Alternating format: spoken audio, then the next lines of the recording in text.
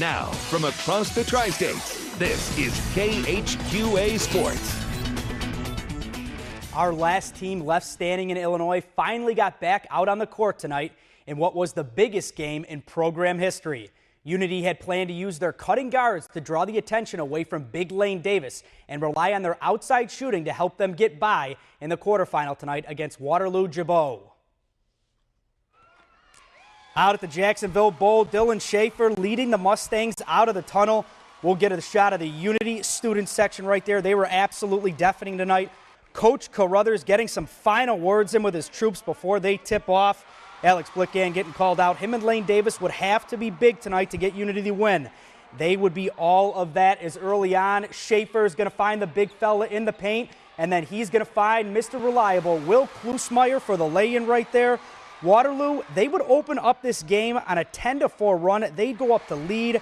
Unity, they would respond ever after these two quick buckets right here by Waterloo. When you got a guy like Lane Davis, you better give it to him in the paint. He calls for it. He's going to get it. Little floater in the lane. He gets that one to go. Mustangs continuing to press. Klusmeyer, this kid has got the heart of gold. He's going to drive, gets the floater to go. Unity now up 16-12 at this point. The next two possessions are where Unity really took off. Back-to-back threes, one right there from Dylan Schaefer. He would be true from distance. Adam Donnelly, who also had a huge game, he banged that one home from the corner. Unity would go up at halftime. Third quarter now, Alex Blickan took over. 2 of his 13 in third quarter. He finished with 17 on the night. Then Davis, he's going to find Blickan again. They've been talking all week about finding the guards, cutting in the lane. They did that tonight. And then Davis, going to show you he can play a little defense too. Watch this right here. He's just going to swat that one away. Unity up 10 at this point. And after that, number 33, he would just want some more as the big fella gets the kiss off the glass. Some huge minutes put in by this young man tonight. Adam Donnelly gets that one to go, and Unity would finish this thing off in style and go on to win 67-49, their first ever trip to state. What a ride it's been for these guys. Up next for Unity on Friday is a date with Mooseheart, who took down Lanark Eastland tonight in the other quarterfinal matchup. That game will be played at 2 o'clock on Friday at Carver Arena in Peoria. Once again, congratulations to the Unity Mustangs. A well-deserved trip to state. Here are the boys afterwards. Oh, I'm ecstatic. I'm freaking pumped right now. We worked hard to get here. We have all the support from all the fans. They're all behind me. Oh, it's amazing. The bleachers were packed. It's great. I can't wait to see. I know that we have the full support of our community, school, and surrounding areas. So, I'm really excited to see what happens. I've never been happier. I've played with these boys since I was in 3rd grade. We've been together the whole time, and it's showing this year. And we're going to get to Peoria, and we're going to win that state tournament. Great stuff.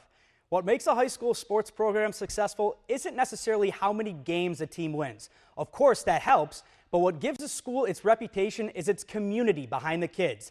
Match that with a coach in Andy Anderson and the Canton boys basketball team, and you've got one of the most reputable programs around.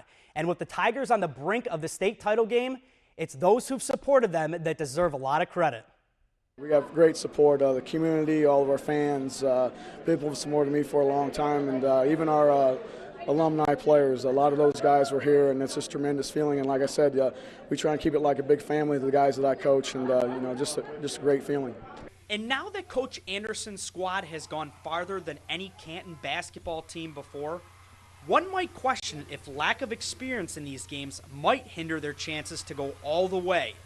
But with athletic multi-sport players, some have been this route before. The experience is huge in this time of the year. That's what you may have freshmen who are nervous coming into these games. We've been in these games, whether it's soccer or basketball or even baseball. That's what we know what it takes, and just the composure you have to play in these intense games. They're focused, and they've been through a lot of good things before, a lot of wins, and so they understand that our motto has always been, one game, 1 week at a time, and just stay focused on what's right here in front of us.